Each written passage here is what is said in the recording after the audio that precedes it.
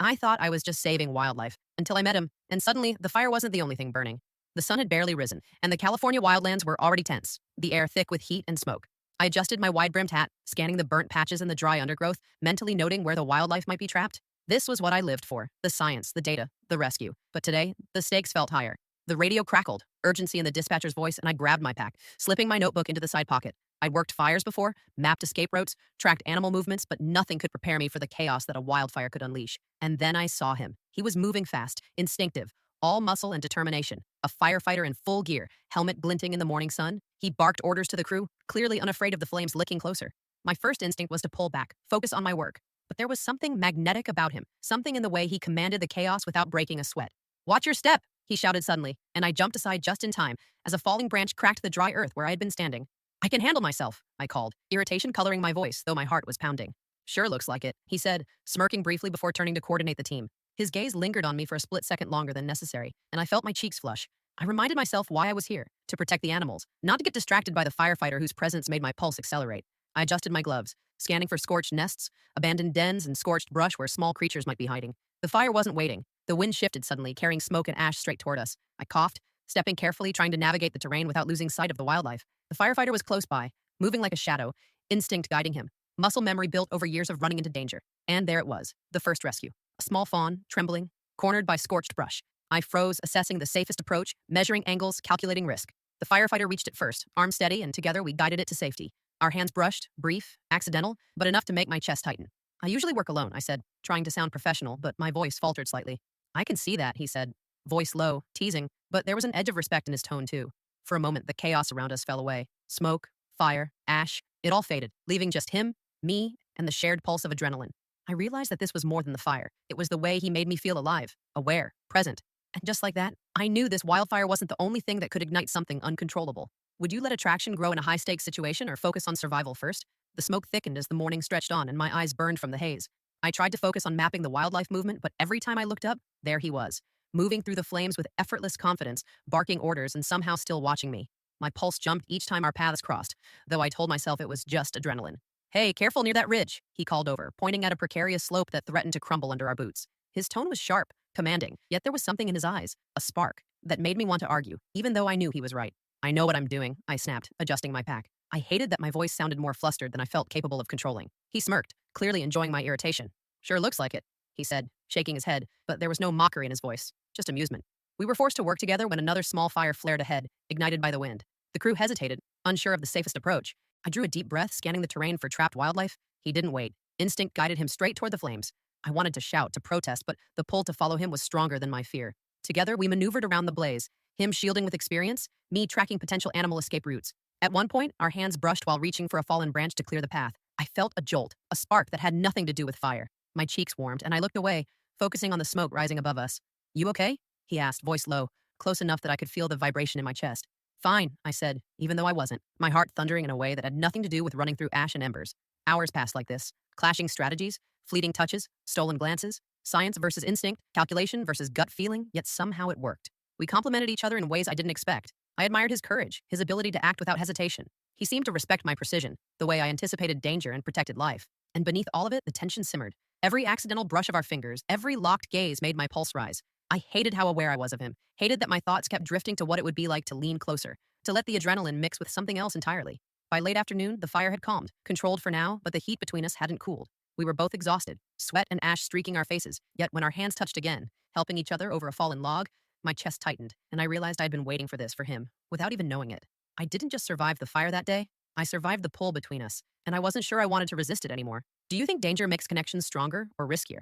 By the next morning, the wildfire had calmed, but the air still carried that acrid smoke and tension. I arrived at the operation site, notebook ready, heart already beating faster than it should, and there he was, helmet in hand, sleeves rolled up, looking deceptively calm. Calm, yes, but his presence alone made my chest tighten. "Morning," he said, voice casual, but I could see the flicker of amusement in his eyes. I wanted to roll my eyes to assert my independence, but instead, I just nodded, adjusting my gear. We were tasked with surveying a ridge where flames had threatened the nesting grounds. I approached methodically, noting scorched earth, displaced wildlife, and potential hazards. He moved with instinct, scanning for the quickest path, his eyes flicking constantly to the terrain, to me, to the sky. Science versus instinct, the same clash we'd had the day before. But now I noticed an undercurrent of something else. "You're being too cautious," he said suddenly, stepping closer than necessary to point at a path. My pulse jumped, and I realized how aware I had become of his nearness.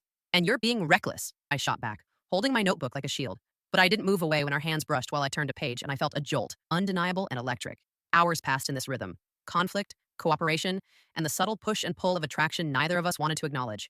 Every time he barked orders, I wanted to argue. Every time he moved ahead without hesitation, I wanted to follow, to test my limits, to trust him completely. We rescued a trapped hawk that had been caught in a patch of embers. I approached cautiously, measuring angles, calculating the safest approach. He reached for the bird instinctively, hand steady, and I moved beside him, instinct meshing with precision. Our fingers brushed, lingering just a second too long. My breath caught, and I forced my focus back to the hawk, not on him, but I couldn't stop the awareness of him. At lunch, we sat side by side, neither saying much at first, but the tension between us was palpable. He smirked at me over the edge of his bottle, and I felt warmth rush to my cheeks. I tried to remind myself why I was here, the wildlife, the science, but every instinct told me he mattered too, more than I should allow. The way you plan every move, he said quietly, tone half teasing, half admiring. I didn't think anyone could be so precise. And the way you rush in without thinking, I shot back, but my voice softened. I didn't think anyone could be so brave. We shared a brief, almost shy smile, and I realized this wildfire had ignited something far beyond the ash and heat. I was drawn to him, to the intensity, the confidence, the dangerous allure of someone who lived by instinct while I lived by rules. And as I watched him rise, heading back toward the ridge, I knew this was no longer just about survival. It was about the pull between us, stronger than smoke, stronger than fear, and impossible to ignore. Do opposites attract even in high-risk situations? The wind had shifted again by mid-afternoon, carrying smoke and ash across the ridge where we worked. I adjusted my gloves, squinting through the haze, and immediately spotted him moving with that same fluid confidence, the way he always seemed to anticipate danger before it arrived. My chest tightened just watching him, my mind torn between admiration, fear, and something that made it impossible to focus entirely on the wildlife. Watch the footing here, I called, pointing toward a slope that had loosened overnight. He looked over his shoulder, smirk tugging at his lips, and in that instant, I felt an odd thrill of challenge. You're overthinking, he replied, stepping ahead, and my pulse raced as I followed, notebook in hand, balancing instinct and caution. We worked silently for a while, side by side, the only sounds the crackle of distant flames and the scrape of boots against scorched earth. At one point, I stumbled over a hidden root, and he was instantly there, steadying me with strong hands on my elbows. My breath caught, and I realized how aware I had become of him, the warmth, the strength, the closeness. You okay? He asked softly, eyes searching mine. I nodded, forcing a smile, but my pulse was betraying me. I couldn't stop thinking about how his fingers lingered just a moment too long, how the intensity in his gaze felt like it could ignite something far hotter than the wildfire around us. The fire itself was unpredictable, shifting and flaring with the wind. We rescued a small family of raccoons trapped near a smoldering thicket, our movements synchronized without any words. Instinct guiding him, strategy guiding me, and somewhere in the coordination, I felt the tension between us pulse like a live wire. My hand brushed his as we reached for the same branch, and I was acutely aware of how his touch lingered, how it sent heat through me that had nothing to do with the fire. We took a brief break, sitting on a fallen log, smoke curling around us, muscles tense, adrenaline still coursing. He handed me a water bottle, our fingers brushing again. I caught his gaze, and it felt like a challenge, an unspoken acknowledgement of the pull between us. You're intense, he said quietly, almost teasing, but there was warmth in his tone. I could say the same about you, I replied, tone softening despite myself. Our shoulders brushed as we stood, and for a moment, the wildfire, the heat, the chaos, all of it faded, leaving only the undeniable tension between us. I knew then that this wildfire had started something neither of us could ignore, something that had nothing to do with smoke, ash, or adrenaline. It was in the glances, the touches, the way our worlds, science and instinct, were colliding, igniting sparks neither of us had planned for. And I realized, with a mixture of thrill and fear, that surviving this fire might not just mean saving wildlife, it might mean surviving what was starting to blaze between us. Would repeated near contact and shared danger deepen feelings for you? The afternoon sun beat down mercilessly, and the fire had picked up again, flames licking hungrily at the dry brush. I could feel the heat radiating, the smoke stinging my eyes, but I couldn't look away from him. He moved like a force of nature, fast, instinctive, and utterly captivating. Every decision he made in the chaos drew me in, even as I mentally calculated every possible risk. Keep low and move to the left, I instructed, pointing toward a patch of scorched undergrowth. He glanced at me, cocking an eyebrow, that half smile tugging at his lips. You're cautious, I'll give you that, he said, and my chest fluttered. I didn't argue. I couldn't, not when his presence made the heat around me feel like it was spreading inside me. We stumbled upon a trapped coyote pup, its small body trembling amid the ash. I moved forward carefully, but he was already beside me, hand steady as he reached for it. Our fingers touched briefly as we lifted the pup together, and I felt that familiar jolt of awareness, my pulse spiking, heat rushing to my cheeks. You okay? He asked quietly, voice low, close enough that I could feel the vibration in my chest. I'm fine, I said, even though my heartbeat told a different story. He didn't press, just nodded, eyes lingering on mine a moment longer than necessary, and I felt the pull, the undeniable connection threading between us, stronger with every shared rescue, every brush of hands. The wind shifted again, forcing us to retreat to a safer area. We moved quickly, instinct and calculation dancing together like a delicate balance. At one point, we paused, crouching behind a scorched tree as smoke swirled. His shoulder pressed against mine, and I felt a warmth that had nothing to do with the fire. My stomach tightened. You're intense, he said softly, voice almost vulnerable this time. I blinked, surprised by the tone, and realized it wasn't teasing. It was admiration, something deeper. And you're reckless, I shot back, but there was a softness in my tone, a recognition that I couldn't ignore. Our eyes met, and for a heartbeat, everything around us, the heat, the smoke, the chaos, disappeared. By the time the crew finally called a temporary halt to the operation, I was aware of more than exhaustion. I was aware of him, of the pull that had grown stronger with every brush of fingers, every shared glance, every synchronized move through danger. The fire had brought us together, and now it was forging something else, something I wasn't ready to name, yet couldn't resist. As we walked back toward the command post side by side, our shoulders brushing occasionally, I realized that surviving the fire might not be the only challenge. Surviving the attraction, the tension, the unspoken pull between us, that was going to be the harder test. And I knew, with a mixture of excitement and apprehension, that I was ready for it. Would shared danger make you notice someone more deeply? By late afternoon, the fire had spread faster than anyone predicted, flames racing across dry brush, smoke curling into the sky like dark ribbons. I tightened the straps on my pack, heart hammering, not just from the heat, but from the constant awareness of him beside me. Every movement he made, every instinct-driven decision, seemed to pull me closer, whether I wanted it or not. "Stay low," he shouted, pointing toward a narrow path between scorched trees. I moved quickly, boots skidding on loose ash, grateful for his presence, grateful for the way he always seemed to anticipate danger before I even noticed it. We came upon a small herd of deer, trapped between the flames and a steep slope. My mind raced, calculating escape routes, safe distances, and possible injuries. He moved without hesitation, guiding them toward a safer area. I followed, instinct and strategy blending in perfect, tense coordination. Our hands brushed as we lifted a young fawn together. My chest tightened at the contact, pulse spiking. He glanced at me, eyes locking with mine for just a moment longer than necessary, and I felt it. A pull. Magnetic. Undeniable. Dangerous in its intensity. "You're, fearless," he said, voice low, almost a whisper, catching me off guard. "I'm careful," I shot back, though my tone wavered. I couldn't stop the warmth flooding my cheeks, the awareness of his nearness. Every glance, every accidental touch, every coordinated movement seemed to hum with unspoken tension. The wind shifted suddenly, carrying sparks across our path. I froze for a split second, fear gripping me, and he was instantly there, hand on my elbow, guiding me to safety. The heat from his touch lingered, setting my skin aflame in a way that had nothing to do with the wildfire. "You okay?" he asked, his voice a mixture of concern and something more, something I wasn't ready to name. Yes," I whispered, swallowing hard. I could feel the weight of him, his presence, and the energy that had been building between us all week. I realized then that surviving the fire might not be the most dangerous thing today. Surviving the pull between us might be far harder. As the afternoon faded into a smoky amber dusk, we finally paused on a ridge, exhausted, covered in ash and sweat. Our shoulders brushed as we adjusted our gear, and I caught the hint of a smile on his lips. I felt a thrill, a heady mixture of adrenaline and something far more complicated. For the first time, I allowed myself to admit it quietly. He mattered more than the fire, more than the wildlife, more than reason. The wildfire had brought us together, forced us to trust one another, and now the spark it had ignited between us was unstoppable. I stole a glance at him as he surveyed the land, jaw set, eyes sharp, and felt a warmth that had nothing to do with the sun or the flames. The fire might have been unpredictable, but the pull I felt toward him was certain, intense, and impossible to ignore. And in that dangerous, smoke-filled world, I realized I wasn't just fighting for wildlife. I was fighting for a connection that might consume me entirely. Would life-threatening danger make you trust someone faster?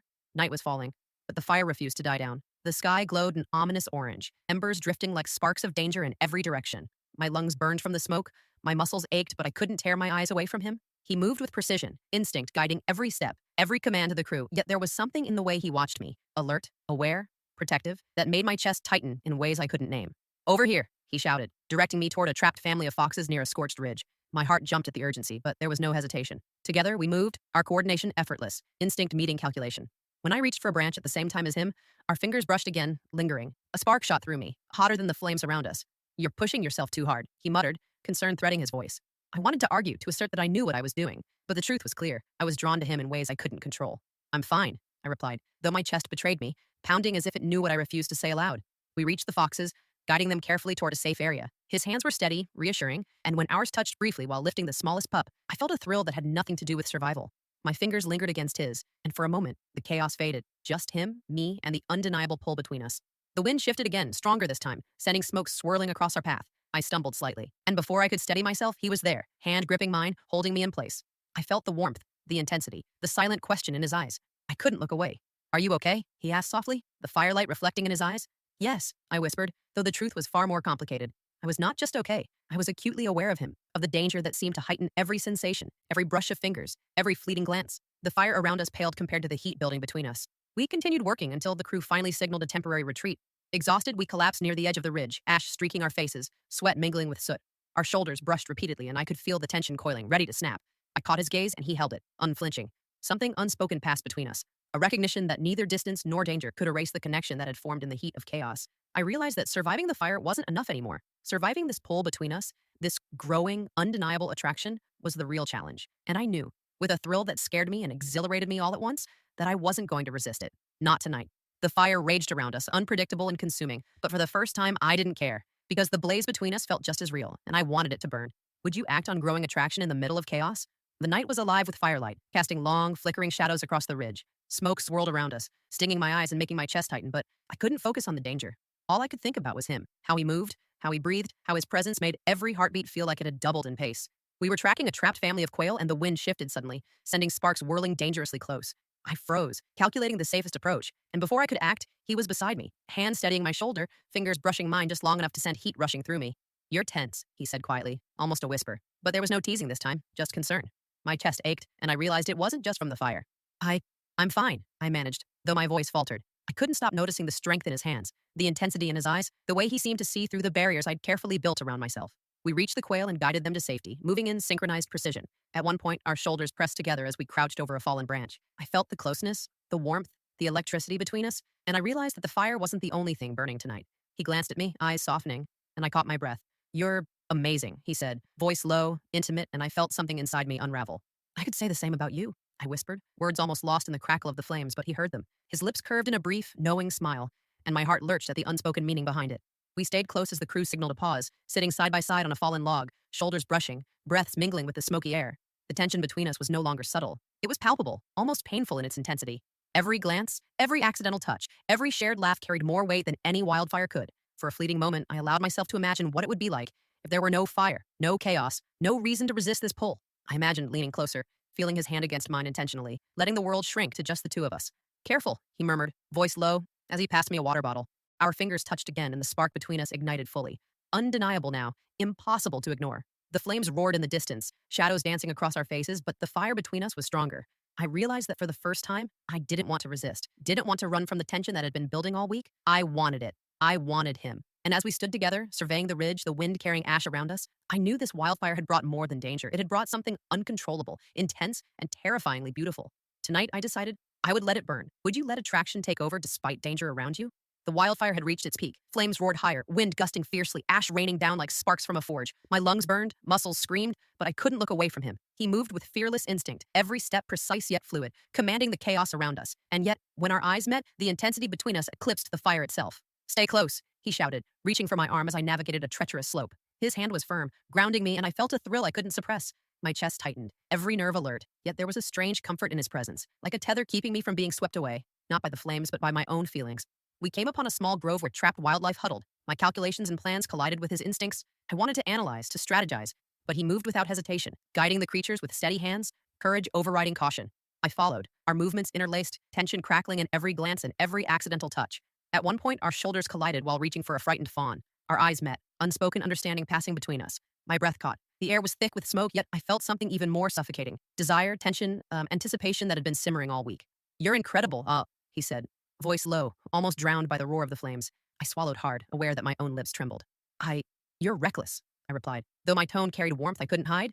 My hand brushed his as we guided the last animal to safety, and the spark between us flared into something undeniable. My heartbeat thundered in my ears. We paused on the ridge, sweat and soot streaked across our faces, the fire illuminating every contour of his face. He looked at me, eyes dark with intensity, and I felt it, the pull, the hunger, the connection we had been denying. "Do you feel it too?" he asked, voice quiet, intimate, cutting through the noise of the flames. My heart leapt. I nodded slightly, unable to find words that wouldn't shatter the fragile moment. Then, as if the world had shrunk to just the two of us, he leaned closer. I felt his breath, warm and steady against my cheek. The wind howled, the flames crackled, but none of it mattered. I leaned toward him instinctively, drawn by a force I could no longer deny. Our lips met briefly, tentatively, yet the contact sent shivers through me, hotter than any fire around us. The wildfire was raging, chaos threatening at every turn, but in that instant, nothing else existed. Not danger, not smoke, not fear. Just him, me, and the undeniable spark that had been building all week. And I knew, with a clarity that stunned me, that some fires couldn't be contained. Some connections burned too brightly, too fiercely, to ever be ignored. Would you act on feelings when everything around you is chaos? The fire had finally begun to retreat, the wind shifting and flames licking lower, the chaos easing into a fragile calm. The air was still thick with smoke, the orange glow of embers fading, but my chest felt lighter than it had all week. Standing beside him, I realized the danger wasn't gone. It had just shifted. Now the fire was inside me, the pull between us undeniable, impossible to ignore. We walked slowly toward the command post, side by side, shoulders brushing more than once. Each accidental touch sent shivers through me, and I caught myself stealing glances at him, memorizing the way the fading light highlighted the sharp lines of his face. His eyes met mine, a quiet understanding passing between us. No words needed, no explanations. "You handled that well," he said softly, voice low, intimate. "I've never seen anyone so focused, so brave." My cheeks warmed, heart skipping, because I knew the praise was layered. Not just for the work, but for me. For us, for what had been building between us all week. I couldn't have done it without you, I replied, voice quiet but firm. I wanted him to know I had noticed every glance, every touch, every risk he had taken, and how much I had felt it.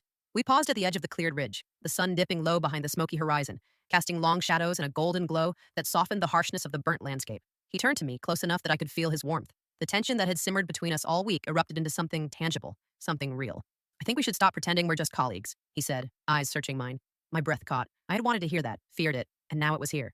I've been thinking the same thing, I admitted, heart hammering, pulse racing, every nerve alive with the thrill of confession. He smiled, a slow, knowing smile, and reached for my hand. His fingers intertwined with mine, warm, steady, grounding me. The wildfire had tested us, pushed us to our limits, forced us to trust and rely on each other in ways we never expected. And now, standing there in the quiet aftermath, I realized that the connection we had forged was far stronger than the fire, far brighter than the smoke-filled sky. He leaned closer, and this time our kiss was no longer tentative. It was certain, passionate, a release of all the tension, all the fear, all the unspoken desire that had built between us. The fire had brought us together, and now it had given us something lasting, something real. As we stood there, hands clasped, the wildfire behind us fading into memory, I knew that some forces, like fire, like attraction, like the bond between two people who risk everything together, could never be ignored. And in that moment, I realized that the most dangerous and beautiful fires weren't the ones in the wild. They were the ones in our hearts. Would shared challenges make you trust someone faster?